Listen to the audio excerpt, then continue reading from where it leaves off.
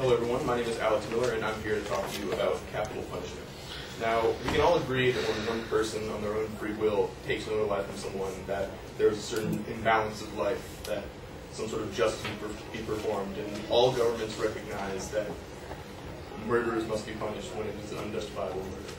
Now, currently the state is that when someone commits murder, you can choose to either put them in prison for either a set amount of time or for the rest of their life, or you can execute them. I propose that capital punishment is an ineffective way of punishing capital punishment. Now, firstly, we must define what it means for it to be effective. Now, the death penalty is judged by its effectiveness based on whether or not it serves justice, whether or not it makes the innocent safer, and if the cost is reasonable to any of the other alternatives. The first point I'd like to address is the cost. In fact, it actually costs American taxpayers more to issue a criminal death penalty sentence than it does for a life imprisonment sentence. A 1982 study done by the New York State showed that if the death penalty were to be reintroduced in New York, the cost of the capital trial alone would be more than double the cost of a life term in prison. The death penalty was eventually dropped, and it was never reintroduced because of the cost. Also in Florida, which is one of the nation's most populous death rows, it estimated that the cost of each execution in the end comes to about $3.2 million. Now, many of you might be taken back by the statistic, thinking that how could it possibly cost more to just execute someone sooner than keep them in prison for the rest of their life. But actually, when it comes to the total costs of paying for all the lawyers, paying for all of the trials, paying for all the judges, and then accommodating all the juries and all the other bureaucracy that it must go through, that it's significantly more expensive than the alternative life in prison. Also, just to reference a quote by a local person who's had the experience, this former Los Angeles County District Attorney Gil Garcetti made the comment saying that paradoxically, the cost of capital punishment takes away funds that can be used to enhance public safety. So not only does the enactment of capital punishment is a very expensive way to deal with just the murder themselves, but that money could be used to put to more effective means of helping prevent other crimes. Next, I would like to address the fact that executing someone is irreversible and it cannot be corrected if he or she is wrongly convicted. Duke Godot, in his article, The Case Against the Death Penalty, he states that since 1900 in this country, there have been on average more than 4 cases each year in which an entirely innocent person was not convicted of murder.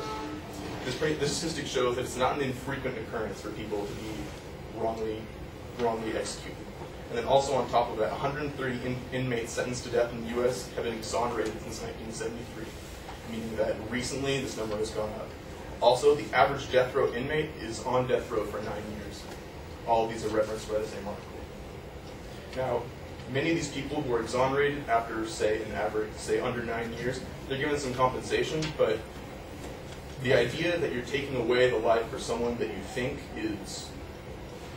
is guilty of taking another life and then punishing them by taking away time of their life would be an unfair risk to the person who is unfairly prosecuted. And as shown in the previous statistics, that it's not an uncommon occurrence.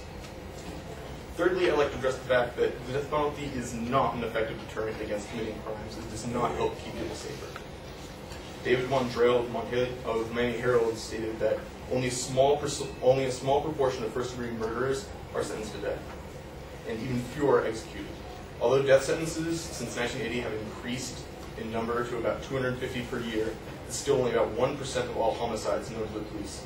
Of all those convicted on a charge of criminal homicide, only 2%, 150, are eventually sentenced to death.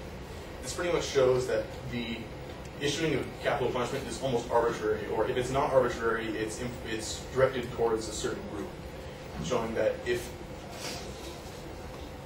death penalty were truly the appropriate retribution for someone taking another life, then the number should be much closer to 100% in those states which use capital punishment as a means of punishing capital offenders.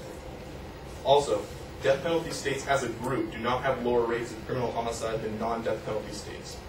During the 1980s, the death penalty states averaged an annual rate of 7.5 criminal homicides per 100,000 people of the population, as opposed to states where it's not banned, states where it was abolished, and the rate was only 7.4.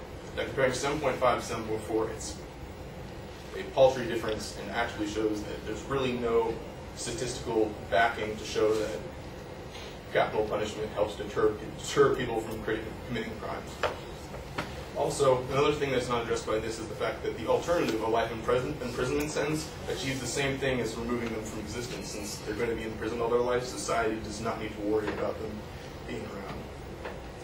Now, the American population is shown, as has been confirmed by PolitiFact, that the majority of Americans do think that capital punishment is an effective means of punishing capital punishment. But in conclusion, I'd like to show you that I've shown that that capital punishment does not save the government money. It does not serve justice to those who have committed a crime, and does not protect people any better, and does not deter them any better than a life imprisonment sentence would be. So basically, in conclusion, capital punishment serves no advantage over life imprisonment other than, say, revenge or vengeance of those who have been.